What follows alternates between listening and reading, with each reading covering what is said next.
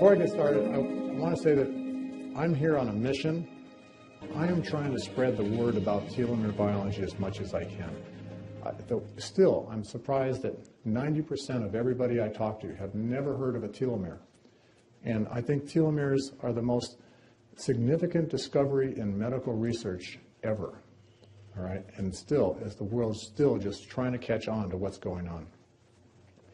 So I want to start off with a slide.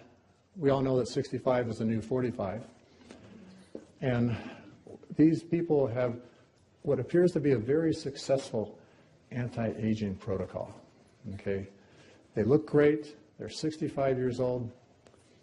And this is everybody's perception of what successful anti-aging is. But when I turn 65, I have an entirely different vision of what I want to be when I'm 65. And that's that. So that's pretty much what I'm going to be talking about. That's what my research is all about. And I really believe that this is possible. And I believed it for a long, long, long time. But it's only in the last 2 years that we've had our best proof of concept that this is not science fiction. This is real.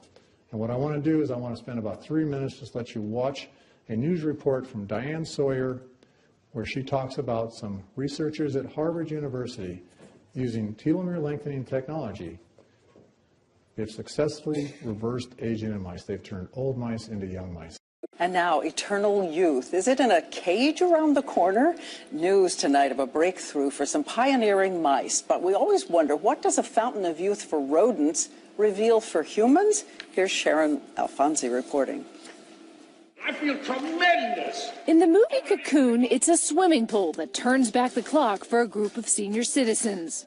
But now researchers have found a way not just to stop, but reverse the aging process. The key is something called a telomere. We all have them. They're the tips or caps of your chromosome, seen here in yellow. This is what it looks like in a young adult. But as you grow older, the telomeres become damaged and frayed, and as they stop working, we start aging, experiencing things like hearing and memory loss.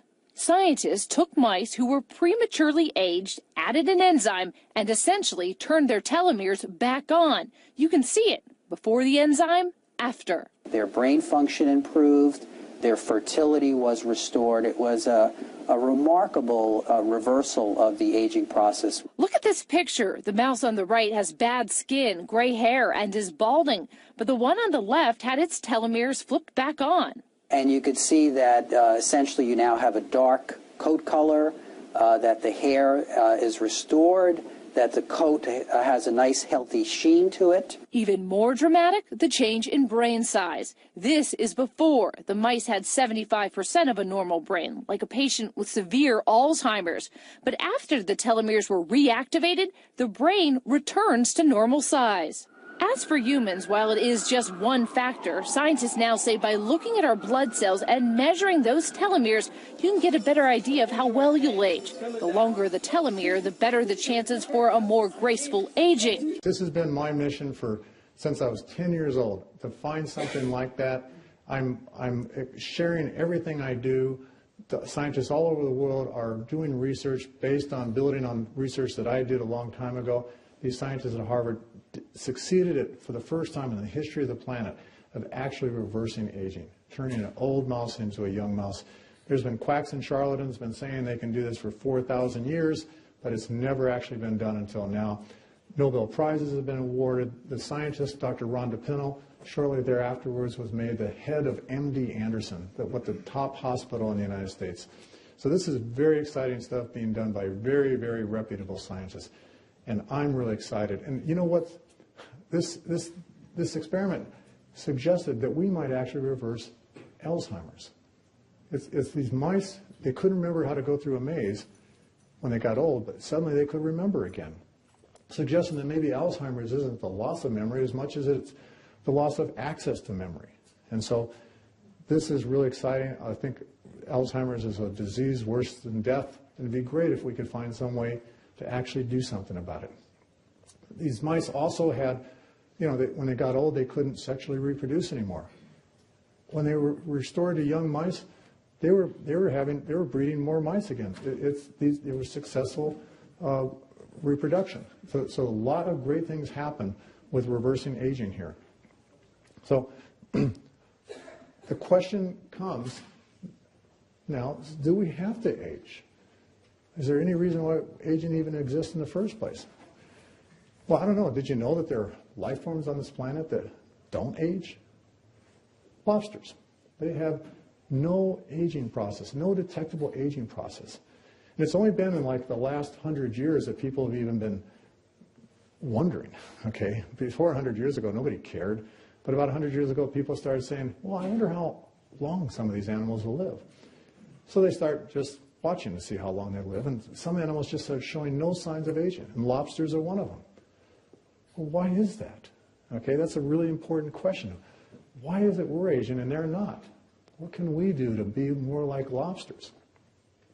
The same is true for tortoises, clams, some whales, some fish, some birds. These animals, people are really surprised they're not showing any signs of aging. Well, why is that? Also, our reproductive cells. Even though we age, our reproductive cells do not age. And that's why our children are born young. Because if our reproductive cells age too, and our reproductive cells I'm defining as the cells that are involved in making our sperm and our egg cells. And these cells are passed on from generation to generation. If you think about it, you came from cells from your parents came from cells from your grandparents, on and on and on. There's a lineage of cells that have been dividing for thousands and thousands and thousands of years. And you're just part of that. And these cells don't show any signs of aging. Why is that? That's what I actually was asking 20 years ago when I first got into telomere biology. Why aren't these cells aging? So I'm William Andrews. I am founder, president, and CEO of a company called Sierra Sciences that is 100% devoted to figuring out how to stop the aging process and reverse it in humans. We're located in Reno, Nevada. I have been in this business, I've been in the biotech business for 32 years, and I've been in telomere research for 20 years now. And I right now have 45 U.S. issued patents on the stuff that I'm going to be talking about today. So I don't actually refer to it as aging anymore. I used to say I'm doing anti-aging research, but it's the scientists all over the world that have been following up on my research have been showing that practically every disease you've ever heard of is associated with telomere shortening. Not only do we have the potential of possibly reversing aging, we have a potential possibility of reversing everything and decreasing the chances of people getting practically every disease. So I don't call it aging anymore, I call it telomere shortening disease. Now here's a problem. Is it a disease if everybody has it? So a lot of people get critical of me saying, you can't call that a disease because that's normal. Everybody has it, so it's not a disease. Well, my answer is, when we cure it, you'll call it a disease. So until then, I'm going to keep calling it a disease because I know we're going to cure it. So this is something you've heard me say a lot of you at least. Bad things happen when telomeres get short. It's my message to everybody. There's nothing wrong with a long telomere, but there's all kinds of problems with short telomeres. And who here, raise your hand if you know what a telomere is. Okay, so there's a lot of people that don't know. So now I'm going to define what a telomere is so that you can get caught up, because it's a very, very important thing. So I think it's the discovery of what telomeres do is, I think, the biggest medical breakthrough of all time. And only bigger ones are going to come after this, through this telomere biology. So let's focus on this word telomere. To describe what a telomere is, we need to zoom in on a human being. And when we zoom in, we find that a human is made up of 100 trillion cells. And most of the theories on why we age say that we age because our cells age. So if we could find a way to prevent the aging of our cells, that would probably prevent the aging of us, ourselves. Let's zoom in even further. Inside every cell is a nucleus. And if we zoom in on the nucleus, we find that the nucleus contains chromosomes. Chromosomes are where your genes are. They give you some of us blonde hair, some of us black hair, make some of us tall, make some of us short. A chromosome is like a long shoelace, okay? But the shoelace is like a string of beads. And the beads are called bases. So a typical chromosome is about 100 million bases in length. Long, long string of beads. The telomeres are the very tips of this chromosome, shown here in yellow. Excuse me. And the telomeres are only about 15,000 bases in length, at least when we're first conceived. But when our cells divide, our telomeres shorten. And therein lies the problem. Every time our cells divide, our telomeres get a little bit shorter. And it's because of the lack of the ability of our cells to duplicate the very tips of the chromosome. So every time a new chromosome is made, it is shorter. When a cell divides, the new cells have to have all the same contents of the original cells. So everything has to be duplicated in the cell before the cell can divide. And when the chromosome divides, the chromosome ends up being a little bit shorter. Okay, so when we're conceived, it's 15,000 bases. Cells start dividing. When we're born, the telomeres have shortened down to 10,000 bases. Then as our cells start to divide even further, and we grow up, our telomeres continue to get shorter and shorter and shorter. And when they get down to 5,000 bases, our cells lose the ability to function, and that's when we typically die of old age. So let's go over that again. We are conceived at 15,000 bases, we are born at 10,000 bases, and we die of old age at 5,000 bases. This is the only clock of aging that's ever been discovered in humans. I can take blood from any of you. I can measure the length of your telomeres, and I can tell you how old you are. And more importantly, I can tell you how long it'll be before you die of old age, just from the length of your telomeres. And there's absolutely nothing we can do about this. Telomeres shorten at about 50 to 100 bases a year in the healthiest of people. No matter how healthy you are, you can't get it to shorten slower than 50 to 100 bases a year. There are things you can do to accelerate the shortening. Okay? Smoking, obesity, stress, all these things can cause the generation of free radicals and inflammation, which are known to cause accelerated telomere shortening. But we can do things about those. We can quit smoking, we can lose weight, we can meditate to reduce stress. All these things have been shown to be successful ways of actually decreasing the rate of telomere shortening. But that's what it's all about. We are all suffering from telomere shortening disease. I want to congratulate my colleagues that I worked with 20 years ago, Elizabeth Blackburn, Carol Greider, and Jack Stosak, for being awarded the Nobel Prize in Medicine for this research. They had been involved in the research for 10 years before I even got involved. And because of all the pioneering work, when people started realizing what a significant thing was occurring in this telomere biology research, the Nobel Prize Committee decided somebody needs to get a Nobel Prize. And they awarded the people that started it all. So congratulations to Elizabeth Blackburn, Carol Greider, and Jack Stosak. Now I was awarded second place for United States Inventor of the Year. Second place because that was the same year that the HIV protease inhibitor was discovered, and they got first place. And that was a very significant discovery. But I was awarded second place for discovering a way to prevent the telomere shortening. And that's through the discovery of this enzyme telomerase, which my team at Geron Corporation discovered in the mid-1990s. What this shows, the green squiggle line here is a DNA molecule, shown as a double helix. And telomerase is that factory-looking thing that binds to the very tip of the chromosome, and what it does is it lengthens the telomeres. So what I want you to do is I want you to think of telomere shortening as a ticking of a clock. Okay, so we got a clock. Every time a cell divides, the clock ticks once. Divides again, it ticks again. Divides again, it ticks again. So that's what's happening in our cells. It's a very accurate timepiece of aging. Now in our reproductive cells, The only cells that this enzyme is found in, the cells divide, the clock ticks, the telomerase pushes it back. Those cells divide again, it ticks again, the telomerase pushes it back, and again and again.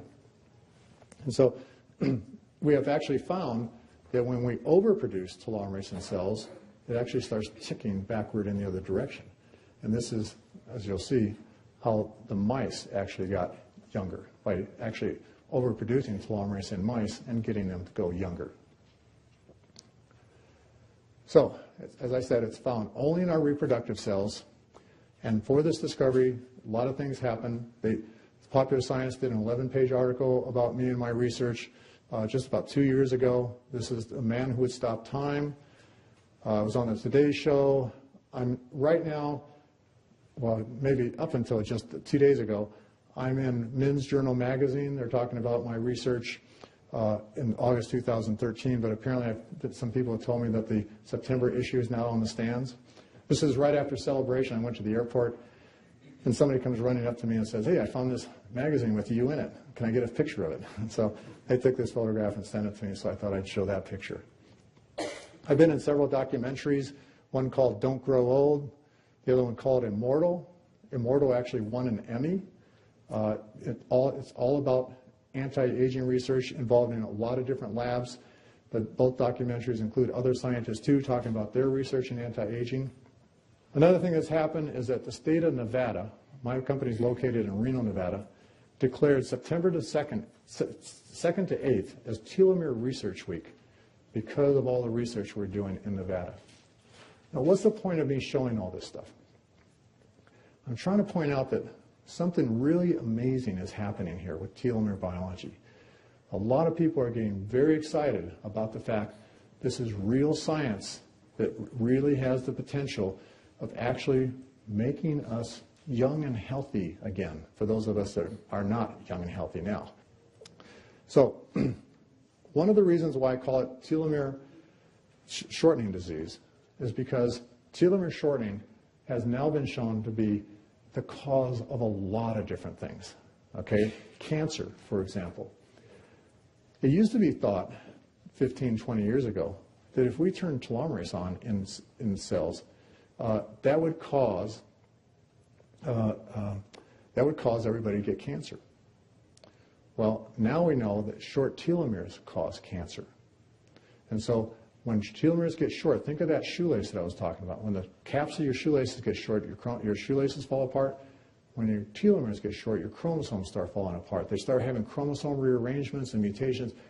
I can actually look in the microscope at cancer cells, and I can see the rearrangements that have occurred. And these rearrangements are what cause the cancer. They cause changes in the gene expression patterns resulting in cancer. And when telomeres get short in your immune cells, you have a decreased risk of ability to fight the cancer if you already have it. And so cancer is something that is very much caused by short telomeres. Something else is cardiovascular disease. We've done a lot of work looking at cells lining plaques and stuff like that, and we find that these cells called endothelial cells have short telomeres. AIDS. When a person gets infected with the AIDS virus, they don't usually realize it at first. It takes years before it starts showing up. That's because what the AIDS virus does is it causes accelerated telomere shortening of the immune cells. And as a result, the immune cells eventually die of old age, even though the person is still young. And when the immune cells die, then the person's they have no protection against any kind of infection or anything, and they get all kinds of diseases, including cancer. And that most notably is Kaposi sarcoma, a certain type of cancer. So if we could find a way to prevent telomere shortening, AIDS patients could live normal lives, even though they'd still be infected with the virus. And people with cardiovascular disease would have a decreased problems with heart disease, and people have decreased risk of cancer. Same is true for Alzheimer's. People with Alzheimer's have been shown to have short telomeres in their immune cells, their astrocyte cells, cells in the brain called Schwann cells. These are things that are going to be really important. If we can increase the length of those telomeres in those cells, there's a chance, based on the mouse data, that we could actually reverse Alzheimer's. Osteoporosis, same thing. There's hundreds and hundreds of diseases. In fact, I'm not aware of a single disease anymore that hasn't been shown to be affected by telomere length. Now, there's also other techniques and tools and stuff related to telomeres that are aging that are important, and stem cells. We've all heard of stem cell technology. We know in order to get stem cell therapy, they have to remove stem cells from your gut or their bone marrow, your bone marrow. Then the cells they take out is a mixture of a lot of different types of cells, where the stem cells are going to be a small population within all those cells. They have to clean up the cells, and then they have to divide the cells to make a whole lot of stem cells and then inject those back into you. But if you've understood what I've been saying, cell division causes telomere shortening. So when people take the stem cells out and then grow them in that culture, those cells are getting shorter telomeres and they're getting older. So when they're injected back into you, your own stem cells are now older than you are. And so what's happening is a lot of old people can't get stem cell therapy to work because the telomeres are too short to allow enough cell division to get to the point where they can be injected back into you. And then where it does work, people are finding that their tissues that have been replaced with stem cells are dying of old age 15 years later, even though they're still young. So this is a major problem in the stem cell field, and they're looking to us right now to figure out a solution to that problem. Skin care. Wrinkles, age spots, all of that's been shown to be caused by short telomeres. It causes changes in gene expression patterns of collagen, elastin, collagenase, elastinase. These things result in wrinkled skin. Lengthening the telomeres should reverse the skin, and we've already done that with human cells grown in petri dishes. Old cells, we've lengthened the telomeres, then grew it into skin on the back of mice, and showed that old skin started looking like young skin and started behaving in every way like young skin. Pets. I mean, a lot of us here have dogs, cats, horses. All those animals have been shown to age by telomere shortening. This is a big field. Wouldn't it be nice if we could make our dogs and cats stay young and healthy for longer? It's so great when they're young, but then they get old, and boy, we have to care for them, and it's sad and stuff like that. Wouldn't it be nice if we could do something to extend the lifespan and health span of our pets? And this is something we've shown that dogs, cats, and horses age by telomere shortening. Research in the labs, people doing medical research run into problems of getting their cells to grow because of telomere shortening. Having a way of preventing telomere shortening would help them. And then, as we already said, aging in general is going to be something that we can control by keeping telomeres long. So the next question is, we said that telomerase is found in our reproductive cells. What happens if we produce telomerase in all of our cells? That's what I'm trying to do. Well, that's what lobsters have already figured out. Lobsters have telomerase turned on in all their cells, no telomere shortening at all. And that was published just a few years ago, showing that the reason why the longevity of lobsters is so long is it's linked to ubiquitous telomerase expression. Ubiquitous means all over the place. Now, remember that there was also people that used to think that producing telomerase in your cells would cause cancer. Well, we now know that it does the exact opposite, and that was proven here because lobsters don't get cancer. Lobsters have a very low incidence of cancer. Cancers are caused by mutations, so even with long telomeres, you can still get mutations, still get cancer, but at a lot reduced rate. So I want to turn us all into lobsters. And the same is true for all those other animals, the tortoises, the clams, the whales. They all have telomerase turned on in all their cells, and they don't have telomere shortening. And this is why they don't have any detectable aging process or terrible health problems. Well, my company, Sierra Sciences, Reno, Nevada, founded in 1999, is 100% devoted to finding ways to turn the telomerase gene on in all the cells of our body. And have what happened in those mice that was studied at Harvard, have the same thing happen with us. Have our cells become younger, and everything about us become younger. So we're in Reno, Nevada. We're searching for telomerase inducers that stop or reverse telomere shortening in humans, and therefore stop and reverse aging. One of the best things that happened during this research, I've been around for 15 years, but in the last 3 years, I've been collaborating with John Anderson. There's a poster over here that you can see us thinking about what we're doing. But we are really focused on we're working together, looking for natural products that will turn on the telomerase gene in all our cells. And I will tell you right now, when I first met John Anderson, I thought it couldn't be done. I thought it had to be a synthetic chemical, had to be a pharmaceutical drug, because I thought there's no way a plant extract would ever have anything potent enough to reverse aging. The logic I used to use is if it did, wouldn't there be people already walking around on the planet now that weren't aging because they're eating that plant? Well, it turns out you can't just eat a plant. It also depends on how you process the plant, how you prepare it, how you do the extractions. There's a lot of things that have to happen in order to make anything work in a plant. And John Anderson is the world's expert at doing that. So there's never been more energy anywhere on this planet than when John Anderson and I started working together on this project. And we have made major, major progress. This is pictures of my lab. John Anderson has labs just like it. We're all focused on finding ways to lengthen telomeres.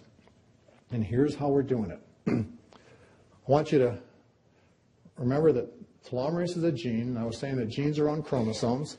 This gray bar is an example of one of the chromosomes. Just like the genes that make our hair color and our eye color, telomerase is produced by a gene in our cells. Okay, so next to every gene is a regulatory element. This is like an on-off switch, just like the light switches on the wall over there. You can turn it off and it'll turn the gene off. You can turn it on and it'll turn the gene on. So in our reproductive cells, the gene is turned on so that our cells are producing telomerase and keeping the telomeres long. In every other cell of our body, there's a protein that binds to that regulatory element and shuts it off. And that protein is called a repressor.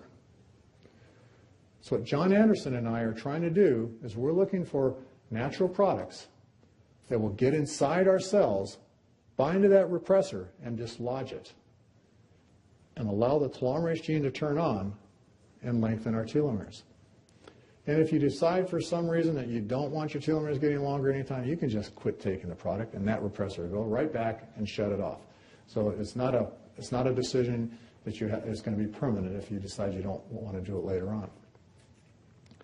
So it's like a dimmer switch. Instead of just a switch, we find that some things will turn on telomerase just a little, some things will turn it on a lot. And we are continually testing more and more plant extracts, looking for things that turn it on more and more and more. This is an example of data here. Now, before I met John Anderson, we'd already found synthetic chemicals that when we add it to human fibroblast cells grown in culture, will turn on the telomerase gene. Unfortunately, these synthetic chemicals are a little more toxic than you would like to take, and it will require at least 15 years of FDA clinical studies before they could ever be on the market. And so even though I didn't believe we could ever find a natural product that would be something like that, I was hoping that maybe we would. Okay, so what's happening here is we do everything in quadruplicate or in eight times. So this is 8 different Petri dishes that have been treated with one of our synthetic chemicals as a positive control. And the red bar just shows that when that 24 hours after we added the synthetic chemical to the cells, the telomerase gene turned on. And for those that are familiar with this kind of technology, what we're using is real-time PCR to detect the telomerase gene.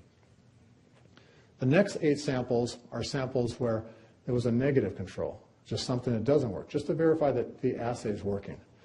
The yellow bars you can ignore for right now. Those are just internal controls that we use for testing other things that are not relevant here. But those are the controls, and then most of the samples look like this. No red bars at all. So it's very rare when we find something that actually will induce the production of telomerase. And this is an example of 2 hits that we found. This is a more common hit, low-level expression, worked in 3 out of the 4. but it's still a hit. We call it a weak hit. But we did find a few hits that were almost as strong as one of our best synthetic chemical hits. This is what I said was impossible. John Anderson is amazing. He knows how to process these samples. These are plant extracts. They have this FDA rating of called GRAS, G-R-A-S, which means that they're already generally regarded as safe. They don't need any FDA approval. People have been eating them for 10,000 years already, okay? It's just that now we have to learn how to eat the right amounts and how to have it processed correctly so that it works inside of our bodies. But what we've done is we've found about, I'd say up to about 15 different plant extracts. Here we're doing them in quadruplicate. That's why you see 4 bars. We've found about 15 different plant extracts, when added to human cells in a petri dish, will cause the production of telomeres.